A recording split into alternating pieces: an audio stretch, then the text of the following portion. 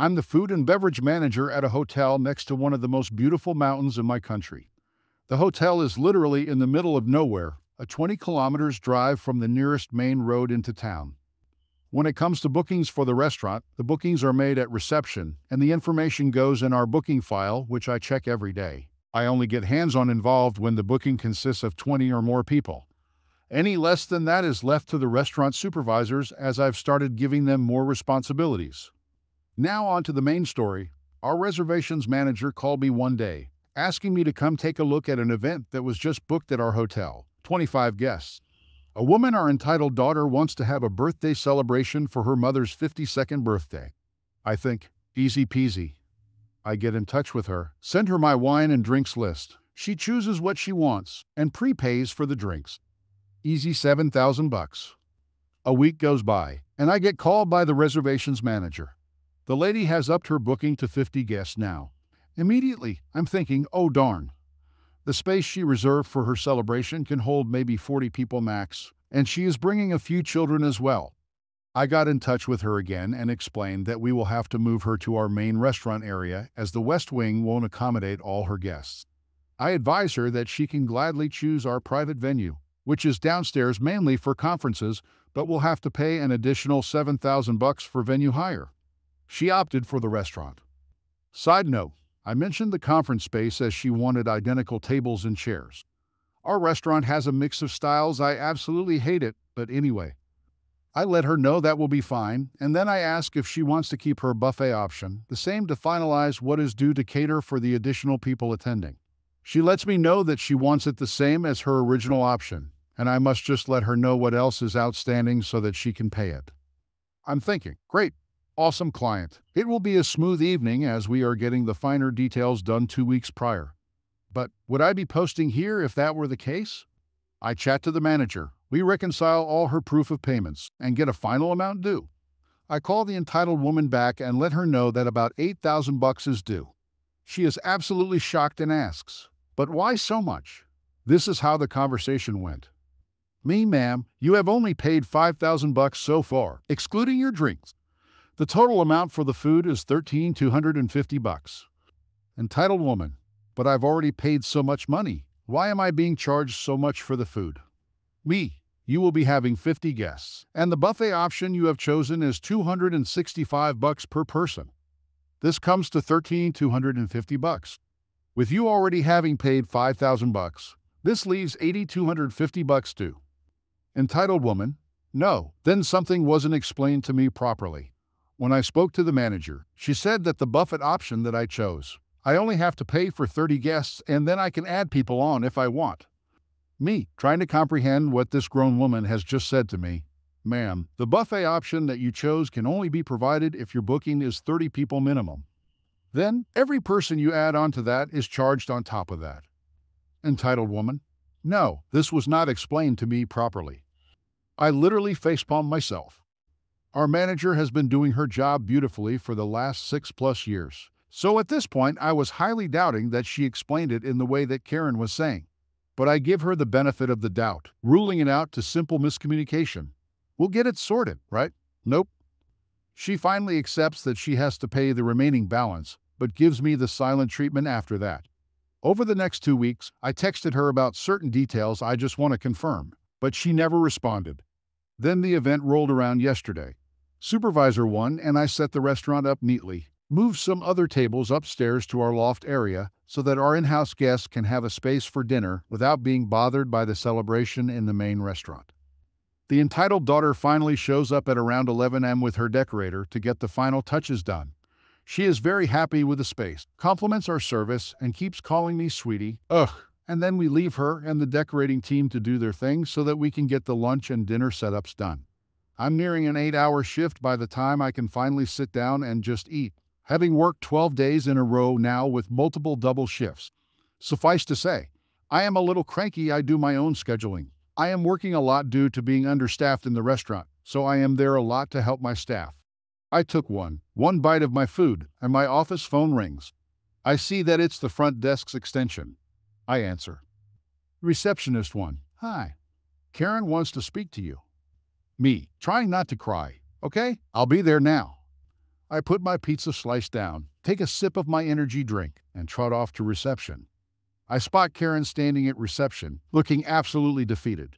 I put on my best customer service smile and speak in a sickly sweet voice. Hi, ma'am, is everything all right? Entitled daughter? No, I am just being told now that I cannot bring my DJ. I stand there, dumbfounded. Entitled daughter, why was I not told before that I cannot bring a DJ? I've already paid for him, and I don't think I will get my money back as he is already on his way here. Me, ma'am, you never mentioned that you were bringing a DJ. Entitled daughter, no, I did. When I did the walk around with the manager, I mentioned that I was going to bring a DJ, and she said that it was fine. I've wasted more money now.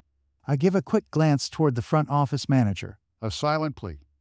Entitled daughter, and now the front office manager is being so rude to me, making me feel like I am stupid, telling me that it's a public area and obviously a DJ would be a problem. I just look at her, nodding. Entitled daughter, what am I going to do now? I guide her away from reception, explaining that because this is a hotel, we cannot accommodate a DJ in the restaurant, as we have guests that would be disturbed by the music. We have to take our other guests into consideration. She sighs, puts her hand in front of her mouth, and just says, "Is there any way we can get the DJ here?" I tell her that the best I can do is create a playlist for her on our sound system in the restaurant. She accepts this, begrudgingly, and wanders off to her decorating team. I shoot a look at the front office manager again, and I just see her smirking. I love that woman's no-nonsense attitude. I disappear to my office again, my pizza cold by now, and just frown. I plop down on my chair and shuffle pizza into my mouth, trying to also get as much work done as possible before the start of the event at 4 p.m. so that I can be present on the floor. 4 p.m. rolls around, and I am exhausted. Having worked 10 hours already, I just need to stay around for an hour to make sure everything is fine. Then I can slip away. Psych! We set out 58 plates, 50 guests, and 8 children, as was confirmed, and we let the party begin. They are loud. Oh, my God. Supervisor 1, Supervisor 2, and I have to constantly ask for music to be put softer, for them to not scream, that we have guests in the loft area. But this falls on deaf ears. Supervisor 2 eventually said that if they continue to be too loud, we will have to ask them to leave. This finally kicks in. They tone it down. I make sure my staff are okay, that all areas are covered, and have a quick chat with a few guests, then head off for the night. I have accommodation in the hotel as I was placed here on a temporary contract to fix the food and beverage department, to then be transferred to a hotel in the same group in my city, about 4 hours away. I try to relax as much as possible, but knowing I have a proper Karen on my hands, I only stayed away for about an hour. I got dressed in casual clothes and headed back to the restaurant. What I saw nearly gave me a heart attack and the 3 energy drinks I've already had at that point. There were easily plus 60 people in the restaurant, not the 50 that were paid for. I walk into the kitchen, and the chefs are visibly panicking. They can't keep up with the amount of food that's being needed to replenish the buffet station. Executive chef, hey, there are more than 70 people. What is going on? After the executive chef was practically panicking, I went to the front office with a look that screamed emergency. I told the manager that there are way too many people here. She calmed me down. I too can be a drama queen and grabbed 2 cigarettes for us to quickly go. Smoke. Once we were back inside, we went upstairs to the loft area that overlooks the restaurant. We did a walkabout and did a head count each. She counted 72. I counted 74. But I was absolutely exhausted, so I could have been wrong. She counted again, 72. At that point, the manager was so tired of this woman and her antics, calling her a chance taker, that she just burst out laughing. The front office manager and I went to her office, on our way, looking for the Karen so I could discuss the extra attendees. Could not find her at all. It was a themed event and every single person wore white. A sea of snow, almost. I shot her a text, explaining that we have done a head count and now the additional buffets need to be rung up on her docket. She needs to pay the balance so that we can settle it on the point of sale. I finally spotted her through the tinted window between the office and reception, phone ever so gracefully lighting up her face.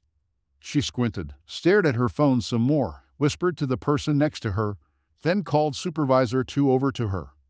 Oh boy, here we go. I chatted some more with the manager, and Supervisor 2 walks in, almost laughing. Supervisor 2, "Hey, Karen is asking for you." I grinned at the manager, and she just wished me luck. I walked over to our lounge area next to the reception where Karen was sitting with three other ladies, one of which was wearing a big puffy white dress, similar to a wedding dress. "Ah, you must be the guest of honor." Entitled daughter, I'm stressing about this bill now. I was having such a great night, and now I feel it is just spoiled. I looked at her holding the check, a nice, fat 24,000 something bucks in bold. I snickered internally to myself. This check was her drinks and all buffets. Ma'am, you informed us that you would be attending with 50 guests. We have to charge you for the food that your guests have eaten.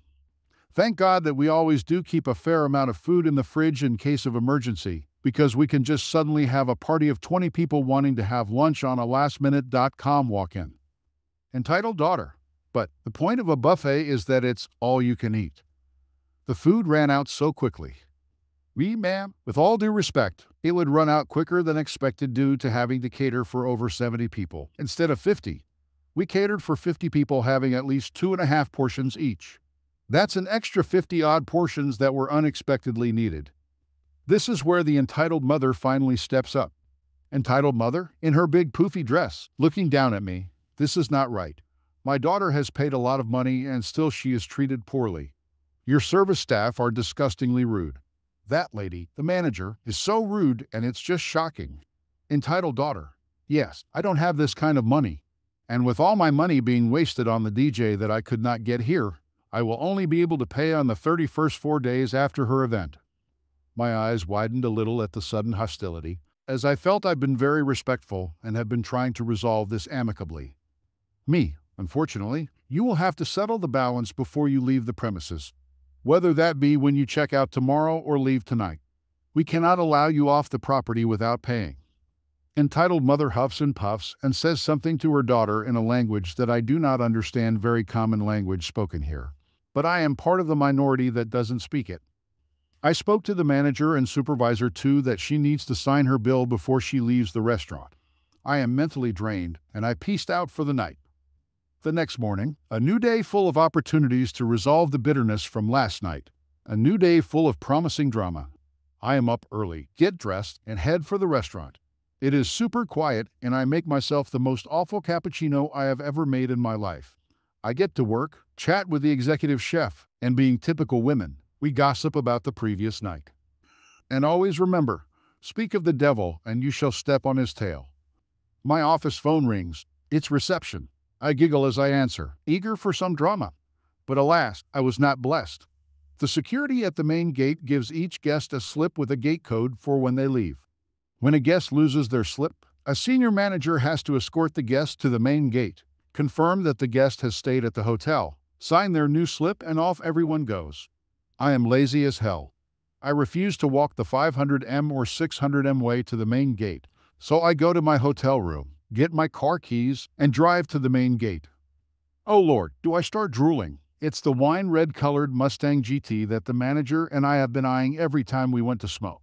Just pure chef's kiss perfection. Security lets them out. I wish them a pleasant trip and drive back to the hotel. I forgot my cigarettes in my hotel room that morning, so I went back for those. On my way to my room, I passed the reception. Oh God, there's Karen, her entitled mother, and her entitled friend. Entitled friend spots me, little white lady that's been so accommodating to our every insufferable need, and snaps her fingers at me, beckoning me over like a mutt. I stick on a smile, just desperate to go smoke, rather wanting to put a fire out with my face than talk to this piece of work. Entitled friend, you need to do something about her. She is the rudest person I have ever dealt with.